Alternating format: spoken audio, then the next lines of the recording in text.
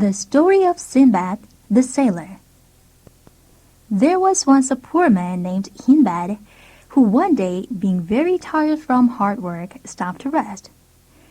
He happened to stop in front of the house of a very rich man, Sinbad the Sailor. Sinbad did not know him, so he wondered how Sinbad was so different from him that he should have so much money. Sinbad heard him and asked him to come and have dinner with him and listen to the story of how he became so rich. The story was as follows. The Fourth Voyage. When I was a young man, my father gave me a lot of money, but I soon spent it all and had to make a voyage to make some more. One day, we came to an island where some of us went ashore. Suddenly, the island began to move. It was not a real island, but the back of a sea monster. The captain of the ship had to leave quickly, so many of the monsters were killed. However, I cut a piece of wood, and I was able to get to an island after a few days. On the island, I was surprised to meet someone who spoke my language. He took me to his king. After hearing my story and asking me many questions about my country, the king was very good to me. Finally, I had to go back and went to look for a ship. That day, by chance, my old ship arrived. So taking my goods, I gave them to the king in thanks. But he gave me many much more expensive things in return. I then sailed back home, selling my goods on the way, and made a lot of money. Sinbad stopped here, and giving Sinbad some money, told him to come again the next day to have dinner and hear another story. The Second Voyage. I planned not to leave Baghdad again after my voyage, but soon I became bored and wanted to travel again. A few days after I left Baghdad, I fell asleep on an island. When I awoke, the ship was gone. Looking around, I saw something large and white far away. I went to see what it was. While I was looking at it, I saw a huge bird coming. I then remembered the story of the bird called the rock. This huge bird came and sat on the white thing, which was its egg. I then tied myself to the bird's leg within my turban. The next day, the bird flew away, taking me with it. When we stopped, I quickly untied myself. Looking around, this place was not much better than the last one, though there were diamonds everywhere. There were mountains all around, so big that I could not leave. There were also monsters that came out at night. That night, I could not sleep at all. The next morning, I heard a strange sound. Looking out, I saw a piece of meat. Then I remembered the story of the man who tried to get the diamonds by throwing in mud. The diamonds would stick to the mud, and then the rocks would take them back to their nests. The men would then get the diamonds when the rocks finished eating the meat and left. So, filling my pockets with diamonds, I tied myself to a large piece of meat and was taken by a rock to its nest. When a man came to check his nest, he was very surprised. I offered him some of the diamonds and told him my story. Later, I found another ship and returned to Baghdad. Here, Sinbad ended his second story and, again giving Sinbad money, asked him to come the next day. The Third Voyage. I was soon bored again and so began another voyage. Soon, however, I got into trouble once more. We landed on an island of terrible giants. One of the giants, as tall as a tree and with only one red eye in the middle of his head, liked to eat people. He picked me up and looked me over, but I was too thin for him. He then took our captain, the fattest among us, and ate him. When the giant fell asleep, the rest of us made a plan. We all took sticks and poked out the giant's eye. Then we ran away, but the giant and two others came after us. We tried to get away in several small boats, but they threw rocks at us and killed everybody except the three of us in my boat. We got to a small island. That night, we were sleeping when a huge snake came and swallowed one of my friends. The other two of us ran and climbed the tree, but the snake caught my friend and ate him too. I climbed all the way to the top where the snake couldn't get me. In the morning, when the snake left, I ran to the sea hoping to find a ship. Fortunately, there was one. When I got on, I found the captain to be the same as the one who had left me on the island during my second voyage. He gave me all my things, and on the way back, I again made a lot of money. The fourth voyage. It was not long before I started on another voyage. We had not been gone long when our ship was destroyed by strong winds. Some of us made it to an island where we met some people who seemed friendly. They gave us food, but when I saw that they did not eat, I too did not eat. Soon all my partners went crazy. Every day they gave us rice to eat. I alone did not eat. I knew they wanted us to get fat so that they could then eat us. This is just what happened. Finally, I was the only one left because I was too thin to eat. After a while, they stopped watching me, so one day I ran away. After many days, I met some friendly people who took me to their king. After I told him my story, he was very good to me. He gave me a beautiful woman for a wife, and we lived happily for some time. Then one day, a friend's wife died. I, at that time, first learned of the custom in that country that if either the wife or the husband dies, the other must also die. This is what happened to my friend. Unfortunately, shortly after, my wife died, and I too was supposed to die. I was given some water and a little food and put down in a deep hole in the mountain to die. I was near death when I heard a noise nearby. I went to see what it was. I couldn't see what made this noise, but I did see a little light very far away. Following the light, I came to an opening in the mountain and made it to the other side. In the distance, I could see a boat to which I called. They sent somebody to get me. After a long voyage, I made more money and returning to Baghdad, gave much of it to the poor. Sinbad then gave Hindbad some more money and asked him to come again the next day. The fifth voyage. For the next voyage, I decided to buy my own ship and be my own captain. Several other merchants came with me. A few days after we left, we found a roc's egg. Even though I told them not to, the others took the young bird from the egg and ate it. Soon, we could see the angry parents flying toward us. They had big rocks that they threw at us, destroying our boat. I alone made it to a nearby island. There, I met an old man who asked me to carry him on my back across the river. This I did, but when I asked him to get up, he refused. He was very strong, and I could not make him get up. The old man slept with his legs around me.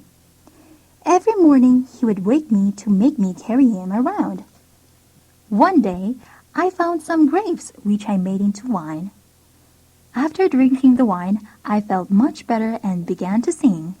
The old man wondered what it was that made me so happy. He told me to give him some wine too. He drank too much, so finally I was able to throw him off. I then picked up a large rock and killed him. Happy to be free again, I walked to the sea where I met some other sailors. After telling them my story, we became friends. I went with them to a place where there were many coconuts. To get them, the sailors threw rocks at the monkeys.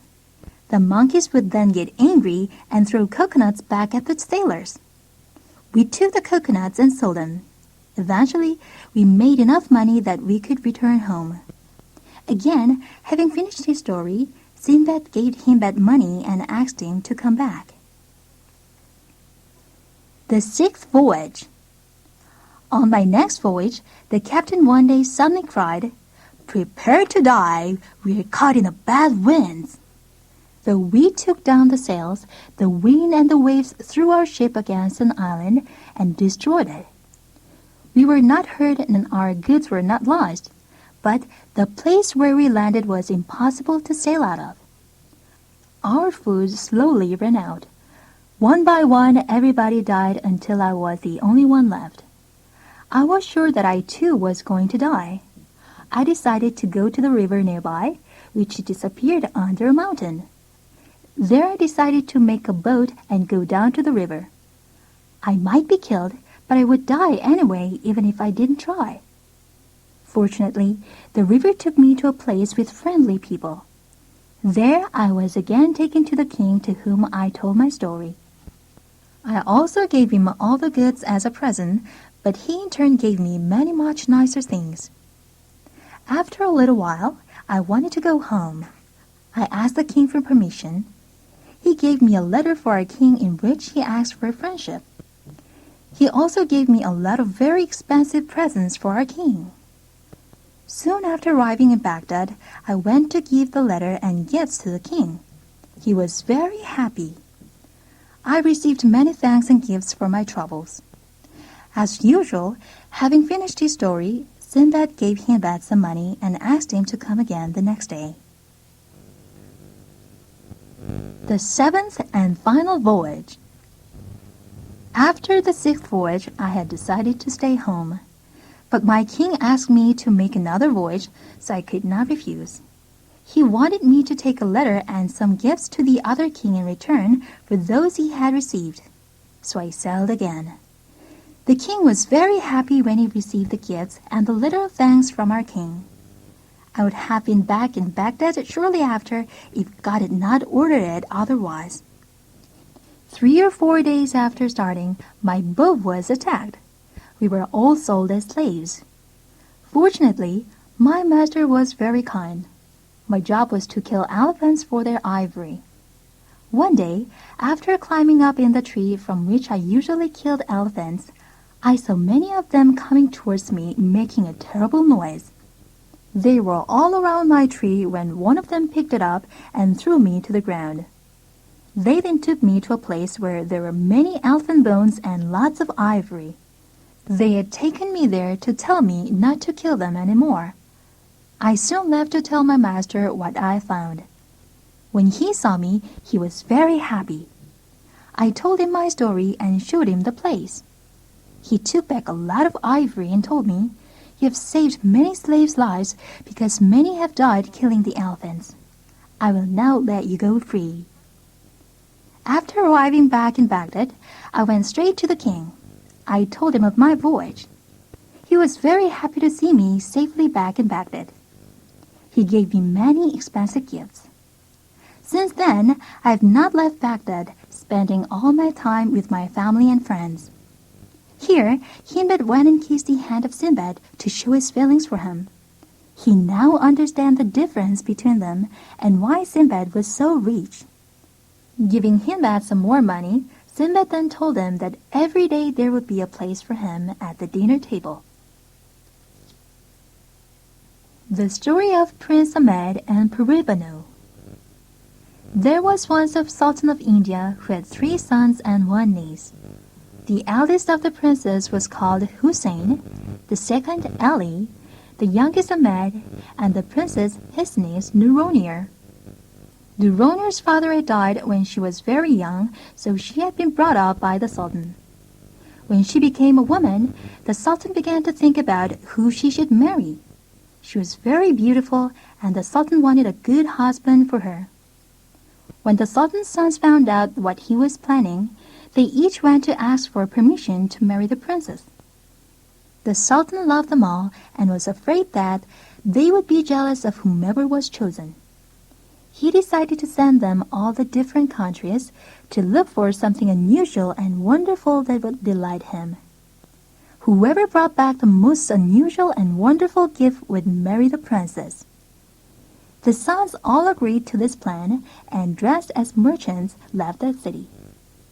The first night, they decided to meet again after 1 year in the same place.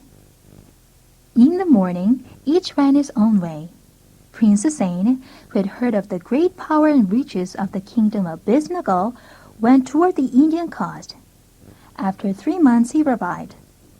The markets there were filled with silks, pottery, jewels, and other goods from every country in the world. One morning, Hussein saw a man crying a small carpet for which he wanted 40 pieces of gold. It wasn't very big and looked quite ordinary. The prince was very surprised at the price. "There must be something," said he, "quite unusual about this carpet." "Oh, there is," answered the man. "Whoever sits on it will be taken immediately wherever he wants to go." The prince was very excited and thought that he had found the very thing that would win the princess. "If what you say is true," said he, "I'll gladly buy it." The man invited the prince to sit on the carpet with him. As soon as Hussein wished to be in his room, they were there. He was very happy and paid the man the 40 pieces of gold plus a little more. Prince Ali, the second brother, joined the caravan and in 4 months arrived in Shiraz, which was then the capital of Persia. On the fourth morning, he saw a man carrying an ivory tube in his hand. He wanted 40 pieces of gold for it. Ali thought he must be crazy. Still, he asked him why the tube was so expensive. "Look through this," said the man, "and you can see whatever you wish to see." Then he handed the tube to Ali. Ali wanted to see his father. He looked through the tube and to his amazement could see his father at home looking very healthy. Then he wanted to see Nouronir and instantly saw her laughing with her friends. He immediately bought the magic tube and felt sure that his would be the best of all possible gifts. Prince Ahmed took the road to Samarkand. The day after his arrival, he saw a man with an artificial apple for which he wanted 35 pieces of gold. "Let me see that apple," said the prince. "What's so special about it?" "Sir," answered the man, "this is a great treasure, for it can make any sick person well." While they were talking, a crowd gathered around them. One man said that he had a friend who was dying. They went to the man's house, and as soon as the man had smelled the apple, he became well. Ahmed was sure that neither of his brothers had found anything so unusual and wonderful. He bought the apple and returned to the meeting place with the next caravan. The brothers were all very happy to see each other. They were eager to see what each of the others had found. Hussein started, showing his brothers his flying carpet. Then Prince Ali took out his ivory tube. "With this, you can see anything you want, no matter how far away it is." Hussein took it, wanting to see Princess Nouronir. Suddenly, he had an awful look on his face. "The prince is dying!"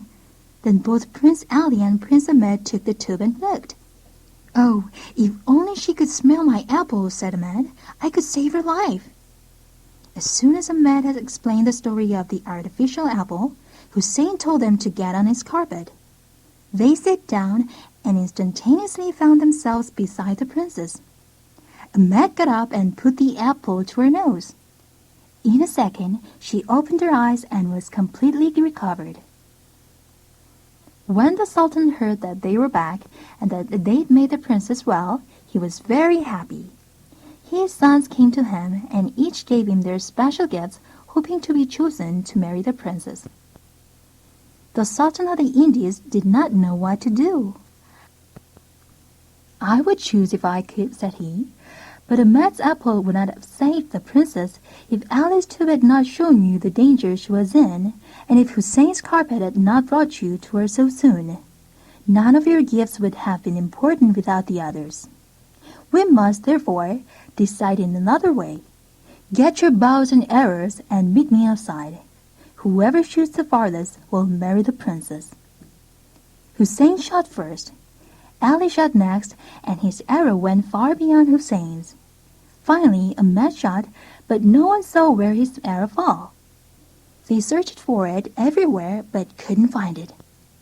Ali, therefore, married Princess Nouronir. Prince Hussein was very disappointed. He loved the princess so much that he left the court and decided to become a priest. Prince Ahmed was also very disappointed and decided to search for his arrow until he found it. He went out and walked and walked.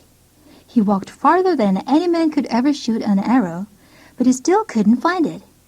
He was about to give up when he finally saw it by some rocks. Nearby was a gate. Ahmed went inside through a dark tunnel. Suddenly, there was a light and he found himself in a magnificent palace. In front of him was the most beautiful woman he'd ever seen. "Come near, Prince Ahmed," she said, smiling. "You're welcome." Prince Ahmed was surprised to hear this name, but he bowed low. "Do not surprise," she started, "for I know all about you. It was I who sold you the apple and sold your brothers the magic carpet and the ivory tube. You see, I am the daughter of a very powerful genie. I've watched you for a long time. I carried your arrow to the place you found it because I thought you deserved more than the Princess Nuronir. If you will promise to be true to me, I want to be your wife." "With the greatest pleasure," answered the prince. He couldn't believe how lucky he was. "Then," said the fairy, whose name was Períbanu, "you are my husband, and I am your wife. We need no further ceremony." A huge wedding feast was given, and day after day entertainment was provided, each better than the one before. At the end of 6 months, Prince Ahmed became worried that his father would think that he was dead. Finally, Períbanu agreed that Prince Ahmed should go and visit him. "But please return quickly," she said, "and do not tell him about me. Tell him only that you are happy and ask him to ask no more about it." Prince Ahmed left immediately for his father's court. There he explained how he had found his arrow and met a wonderful person. But he would not explain any more about the mystery. He just said that he was very happy with his new life. "Son," said the Sultan, "I won't ask you any more about your secret. Your coming has given me more joy than I have felt in a long time." Prince Ahmed stayed for 3 days and then returned to the fairy Períbanu. After that, he visited his father every month. Each time he was dressed more magnificently than before. Eventually, some of the Sultan's advisors began to worry about how the prince could live so richly. They were jealous and worried that he might become too popular with the people. The Sultan said that he did not believe his advisors, but privately he too was afraid. One day he asked a sorceress to watch Ahmed and find out where he lived. She followed the prince to the rocks, but when he disappeared, she couldn't find where he had gone. The following month, just before Ahmed was expected at his father's court, she went there again.